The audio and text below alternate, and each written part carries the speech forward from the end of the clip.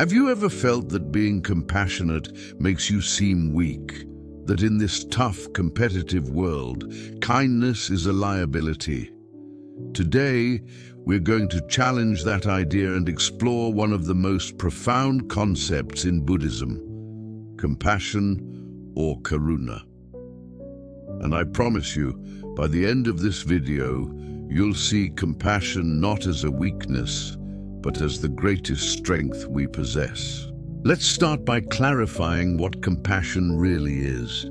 It's often confused with pity or simple sympathy, but in the Buddhist tradition, compassion is much deeper. It's the active wish for others to be free from suffering. It's not just feeling sorry for someone. It's an empathetic connection, a genuine understanding of their pain, and a powerful motivation to help alleviate it. Imagine seeing someone stumble and fall. Sympathy is feeling bad for them from a distance. Compassion is rushing over, offering a hand and asking, "Are you okay?" It's an active, engaged state of the heart. So, why is this so central to Buddhism? The Buddha taught that all beings are interconnected. We are all part of the same vast web of existence. Your joy affects me, and my suffering affects you, whether we realize it or not. When we cultivate compassion, we are acknowledging this fundamental unity. We're recognizing that the desire to be happy and free from pain is a universal human experience. By wishing for others to be free from suffering, we are also contributing to our own peace and well-being. It dissolves the illusion of us versus them and replaces it with a sense of we. Now, let's tackle the big myth that compassion is a sign of weakness.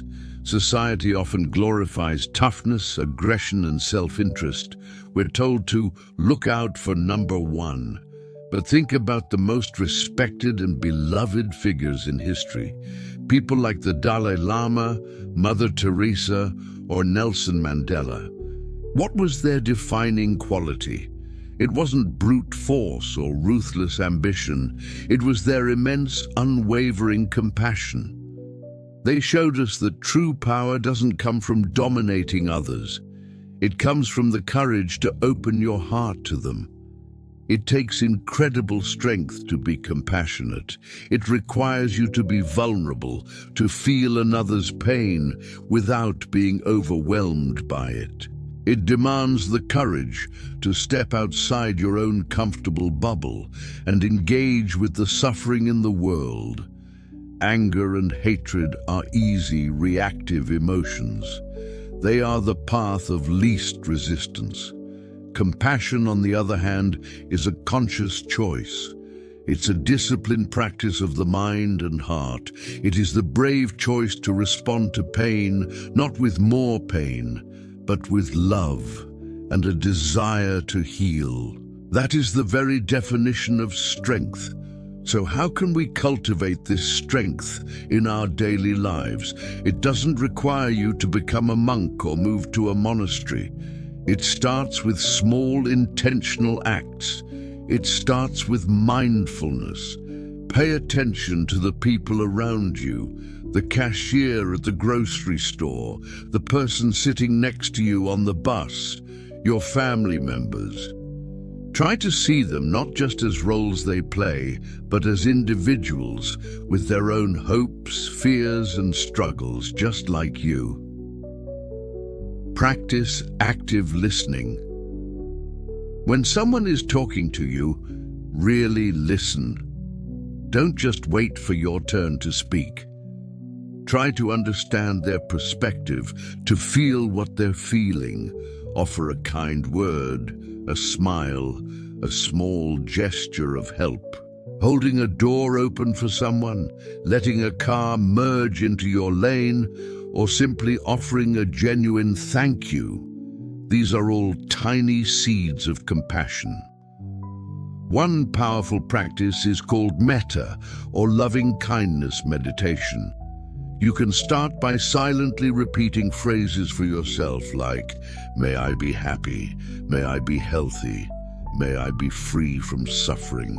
Then you gradually extend this wish to others, to loved ones, to neutral people, and eventually even to those you find difficult.